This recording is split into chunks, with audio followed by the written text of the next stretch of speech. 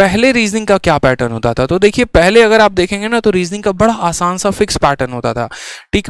चाहे आप सीजीएल का पेपर देखेंगे या सीएचएसएल का या एमटीएस का या सीपीओ का, तो नॉर्मल क्वेश्चंस होते थे कि रैंकिंग से इतना आएगा, सिलोगिज्म से इतना आएगा और आपका सीरीज से ये वाला क्वेश्चन होगा। लेकिन आज के समय में जो है जस्ट रीजनिंग का उल्टा हो गया है, न्यू पैटर्न पूछा जा रहा है टीसीएस में। किन किन सब्जेक्ट को थोड़ा बहुत टीसीएस ने या किस किस चैप्टर्स को थोड़ा बहुत वास्ट बनाने की कोशिश की है वो भी हम आपको अभी बताएंगे, ठीक है। काफी कुछ नया बदला है टीसीएस ने आपको रीजनिंग में। थोड़ा सा इनका जो शिफ्ट हुआ है ना वो बैंकिंग की तरफ हो गया है, थोड़ा सा जो शिफ्ट रहा है वो कैलकुलेशन की तरफ हो गया है, थोड़ा सा जो शिफ्ट रहा है वो कॉन्सेप्ट की तरफ हो गया है, जहां पर आपको ज्यादा फंसाने की कोशिश की जाएगी, ठीक। उसके बाद बात करते हैं यहाँ पर। तो पहले क्या होता था कि रीजनिंग का पेपर इतना हलवा आता था कि आप 10 से 12 मिनट में सॉल्व कर लेते थे और ये कोई भी एस्पिरेंट इतना काम कर सकता था। लेकिन आज के टाइम पर वही रीजनिंग के पेपर को अटेम्प्ट करने के लिए 18 से 22 मिनट लगते हैं। यहाँ पर मैं जो आपके सामने डेटा रिप्रेजेंट कर रहा हूँ ये अकेले मेरे पेपर देने की वजह से या किसी एक स्टूडेंट के आधार पर नहीं दे रहा हूँ। जो कई समय से पेपर हुए हैं, जो कई सारे हजारों लाखों ने बच्चे दिए हैं, उनका एवरेज अटेम्प्ट देखने के बाद मैं आपके सामने डेटा रख रहा हूँ। क्योंकि मैं हमेशा से कहता हूं कि मुझे बात भी और मुझे चर्चा भी वहीं अच्छी लगती है जहां पर आपका एक फैक्ट रखा जाता है। फैक्ट पर अगर आप बात करेंगे तो वो डिस्कशन थोड़ा फायदेमंद भी होता है और वो सुनने में भी मजा आता है। लेकिन जहां पर फैक्ट में कोई बात नहीं होती उस बात का कोई अस्तित्व नहीं होता है, ठीक है। तो हमें ये बात को स्वीकार करना पड़ेगा कि पहले हम उसी पेपर को 10 से 12 मिनट में खत्म करते थे, लेकिन आज उसी पेपर को हमें खत्म करने के लिए 18 से 22 मिनट लगते हैं। और ऐसा क्यों होता है? तो अगर आप देखेंगे ना पिछली बार 2020 का पेपर, तो 2020 में जिन टॉपर्स ने, एसएससी टॉपर्स ने, जैसे कि मानो जिनका एसएससी सीजीएल 2019 में मैथ में 200 में 200 रहा था, 210 रहा था, 220 रहा था, उनके 2020 के प्री में रीजनिंग में 30 नंबर लाने के वांदे पड़ गए थे। 35 नंबर बहुत टॉप स्कोरर्स के आए थे। ऐसा क्यों था? क्योंकि माइंडसेट हमारा एक बन गया था कि यार हम तो पेपर को 10 से 12 मिनट में खत्म करके आ जाएंगे। लेकिन जब वो चारे यहाँ पर पेपर देने गए तो पता चला कि यार पेपर जो है वो तो काफ़ी लेंदी आ रहा है। उसके चलते क्या होता है, नर्वसनेस आती है, और नर्वसनेस आती है तो पेपर क्या होता है, खराब होता है। सभी बातों पर हम चर्चा करेंगे। साथ में यहाँ पर जो अभी एवरेज मार्क्स जो आ रहे हैं ना वो आपके 30+ आ रहे हैं, ठीक है। और बहुत बच्चा सोचता है यार रीजनिंग जैसे सब्जेक्ट में अगर 30+ आ रहे हैं तो किस बात का मैं स्टूडेंट हूँ, किस बात का मैं एस्पिरेंट हूँ। तो इसमें आपको घबराने की ज़रूरत नहीं है। ये सिर्फ आपके साथ केस नहीं है मेरे भाई, हर किसी के साथ ऐसा केस हो रहा है। तो इसका सॉल्यूशन भी क्या होगा हम उस पर भी बात करेंगे, परेशान नहीं होना है, ठीक है।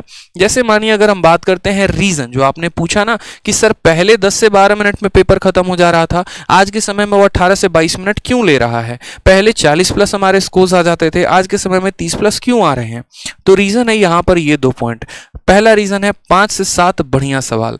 बस टीसीएस का थोड़ा बहुत अगर आप पैटर्न को अच्छे से, अगर आप 10-12 शिफ्ट को भी एनालाइज कर लें प्रत्येक साल को, तो आप देखेंगे कि कुछ ज्यादा नहीं बदलाव है। बस जो बदलाव है ना वो 5 से 7 सवालों का ही हेरफेर हुआ है, और ये 5 से 7 सवाल बहुत बढ़िया कर दिए गए हैं, जिसके चलते क्या होता है पूरा का पूरा पेपर का जो लेवल है वो थोड़ा ऊपर उठ जाता है, और उसके चलते जो समय लगता है वो अब आपको थोड़ा सा ज्यादा लगना शुरू हो गया है, ठीक है।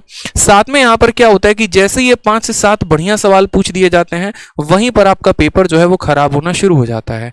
आप नर्वस होना शुरू हो जाते हैं, नर्वस होना शुरू होते हैं तो वहीं पर आपका समय लगना शुरू हो जाता है, ठीक है। इसीलिए मैंने यहाँ पर एक पॉइंट भी लिखा हुआ है कि प्रिपरेशन चाहे कितना भी अच्छा हो, लेकिन अगर शुरू में फंस गए तो कोप अप भी नहीं हो पाता है पेपर के दौरान। ये पॉइंट बड़ा ध्यान से सुनिएगा, दोबारा से देखिए यहाँ पर मैंने क्या लिखा है कि प्रिपरेशन आप चाहे कितना भी अच्छा क्यों नहीं कर लेते हैं, लेकिन अगर आप शुरू के ही सवालों में फंस जाते हैं, शुरू के सवालों के साथ ही आपका दंगल हो जाता है, तो उसके बाद आपको बाकी के जो सवाल होते हैं पेपर के दौरान में उनसे साथ कोप अप करना बड़ा मुश्किल हो जाता है। फिर वहां से अपने आप को लिफ्ट करना, वहां से वापसी करना, ये बड़ा मुश्किल हो जाता है। तो ऐसे हालात में हमें क्या करना है? ऐसे हालात में सबसे पहले तो आपको वीडियो लाइक करना है। बहुत कंजूसी कर रहे हैं आप लोग वीडियो को लाइक करने में। इतनी मेहनत करके हम आपके लिए पीपीटी बना के लेके आए, आपका बड़ा भाई आपके लिए इतना मेहनत कर रहा है और आप वीडियो भी लाइक और शेयर नहीं कर रहे हैं, ये बड़ा दिक्कत है, ठीक है।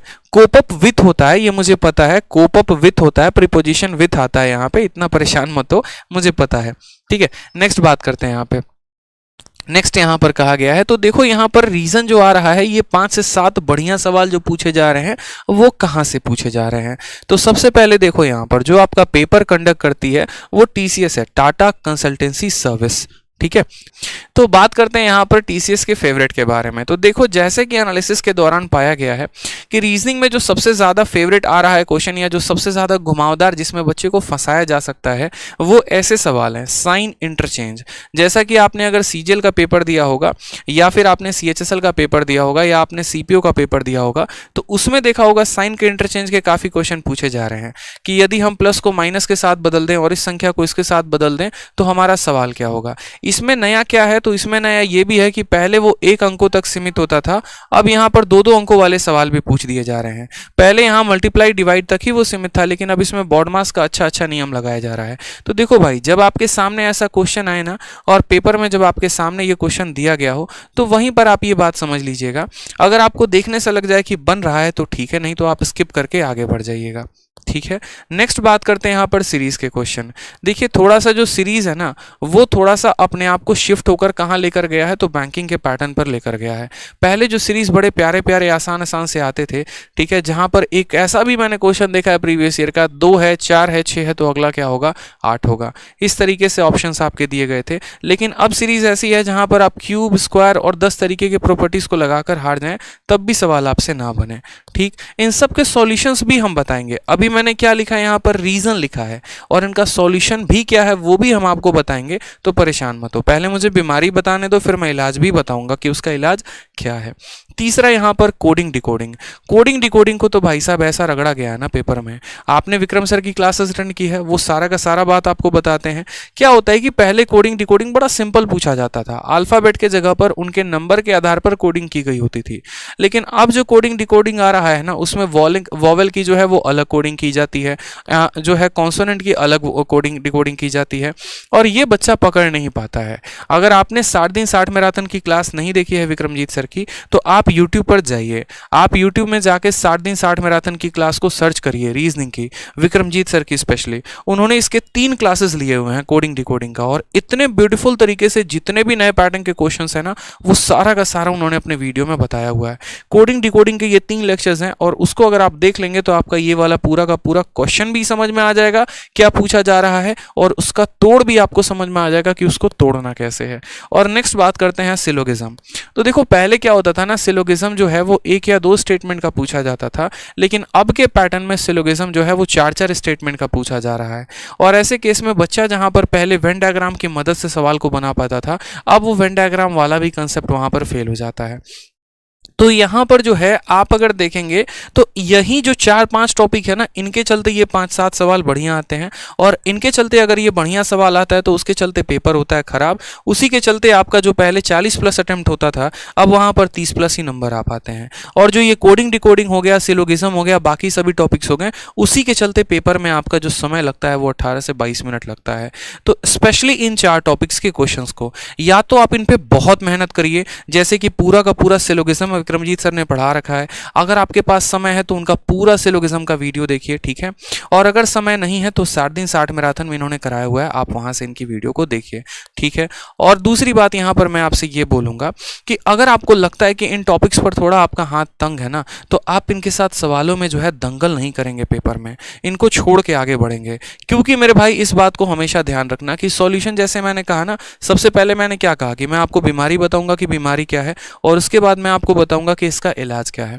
तो इसका जो इलाज है वो ये है कि आपको ये आर्ट ऑफ स्किपिंग आना चाहिए, ठीक है। बहुत बच्चे पता है क्या सोचते हैं, बहुत बच्चे उसको दिल पे ले लेते हैं, ईगो पे ले लेते हैं। अरे ऐसे कैसे, हम सीजीएल वाले बंदे हैं, 200 में 200 मैथ्स में लेके आए हैं, रीजनिंग का सीरीज का सवाल ना बने तो हमारे ऊपर तो ये धब्बा है। लेकिन मेरे भाई ये कोई बड़ी बात नहीं है, इसको दिल पे लेने की जरूरत नहीं है। इस बात को समझिए, असली राजा या असली योद्धा वो नहीं होता जो हर वक्त जो है कितने भी दुश्मन हो या कितने भी यहाँ पर योद्धा हो तो उसके सामने जाके खड़ा हो जाए, अब बोले ऐसे कैसे, हम तो बहुत बड़े योद्धा हैं, पीठ दिखा के नहीं भागेंगे। बात पीठ दिखाने की नहीं है, बात यहाँ पर यह है कि रणनीति क्या है।